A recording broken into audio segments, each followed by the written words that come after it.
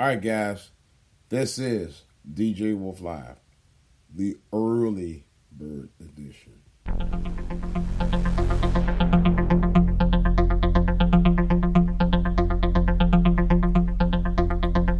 All right, now. A couple of items for bids. First thing that I'm thinking about right now, talking about, I belong to a Facebook group that reminisce about old TV shows from the 60s, 70s, and 80s. One of the shows was, actually two shows. Well, let me tell you what they talked about. What was the saddest day? The question was, what was the saddest episode of any sitcom series you ever saw? And I brought up two of them for two reasons. First of all, because the lead characters were black men who were the head of households of their families. And they were both sad. From two of my all-time favorite television series, Sanford and Son and Good Times. Let me start with one with Sanford and Son. Fred Sanford, played by the late great Red Fox, had it was an episode where I guess he was fantasizing about him going back in time, going to Christmas past and all that. You know, in the sort of like to a tune of A Christmas Carol. It was one of those episodes, and I guess at one point he was sitting in the house by himself, all alone, and he was reminiscing by his wife Elizabeth, who had passed away years earlier, and at one point he was sitting down, he was singing a song, and he just started to cry. Almost made me cry. And I saw the episode when it first came out, so. And it was sad. It was a very, very sad thing. It's probably one of the defining moments in terms of that episode in the series of Sanford and Son itself, because that was the most probably the most saddest episode or saddest scene of any episode I've ever seen on Sanford and Son all the years I watched it. Shame it was only on 5 seasons. And then there was Good Times. That that premiered a couple years after Sanford and Son in 1974. John Amos had only been on the series like a few years. And that episode where they actually killed off his character, James, where he died. And he was going, I guess they had found some land out in Mississippi. I guess they had found a house or something like that. And he was on the verge of actually looking for the family to move down there, and he got killed. That was sad.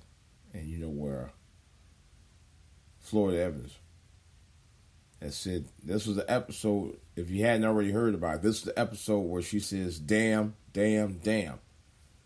I ain't gonna repeat it. Actually, I should, but I know a lot of people make fun of it, though, at the time. I know the first time I heard it, I was at school the following day, man, they would talk about that. They were making fun of it then, you know. But to me, this is why I brought it up. My father, who passed away, will be a year ago this Sunday, July 12th, around 5-something in the morning. And he was a big fan of both series. Love Sanford and Son. Love Good Times. Especially the lead character of James. Was my dad's first name. And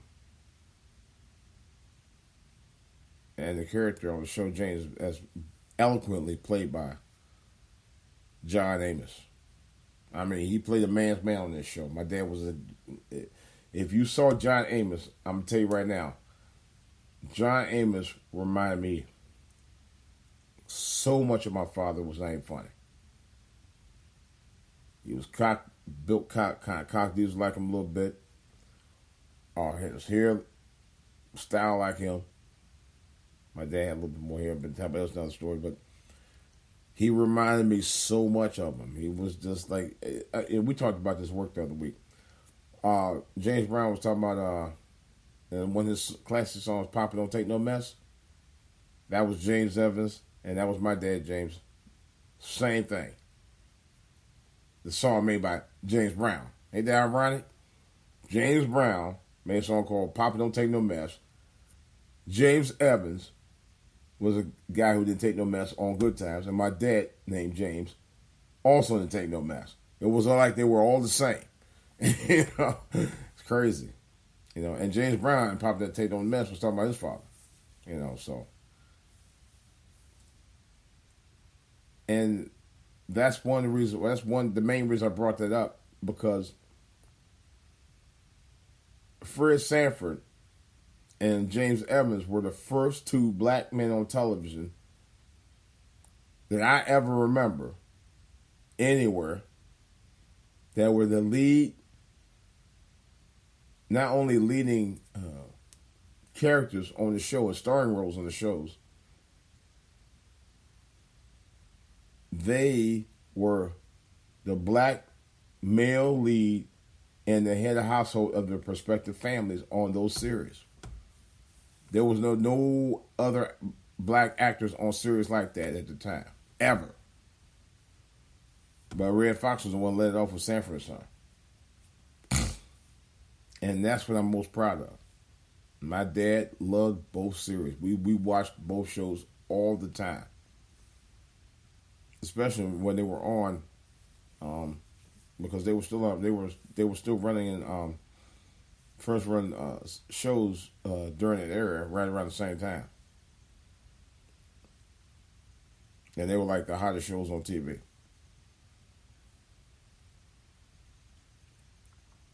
Even though, like I said, now the only thing about it, both black characters they were stereotyped these guys, because Fred Sanford was a junk dealer who did own his own business, but he was a junk dealer just getting by in Watts in L.A.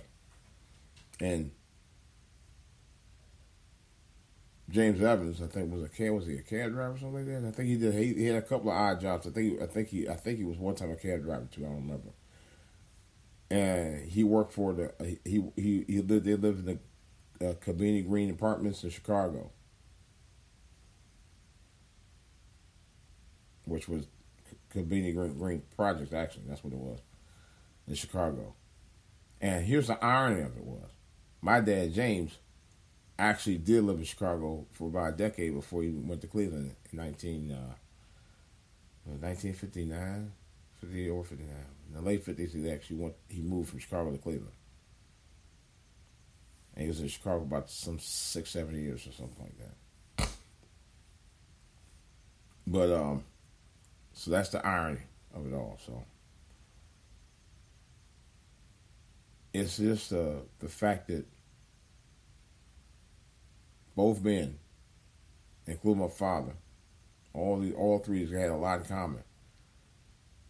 They were strong head of households. They stood for what they believed in, and they were proud black men. Or should I say, proud African American men who didn't take no shit from nobody. But for some reason, at the time, television did not like James Evans' character on Good Times. And I think John Amos was trying to get them to punch the story where, they made improvements on the character. And they refused to do it. And then somehow or another they got into an argument about it, and he ended up getting fired from the show. I remember at the time they said he left the series, but he did do other things like Roots and stuff like that. But he actually was fired. He actually said in a recent interview that he got fired from the show. I was like, that's a damn shame. Red Fox and Lamont Wilson, who was his co-star on Sanford and Son, played Lamont, his son, had left their show in '77 after a contract dispute with NBC. Yeah. But these guys were the fire starters of strong, positive black men on television. I'll never forget that because my father was too. I'm out.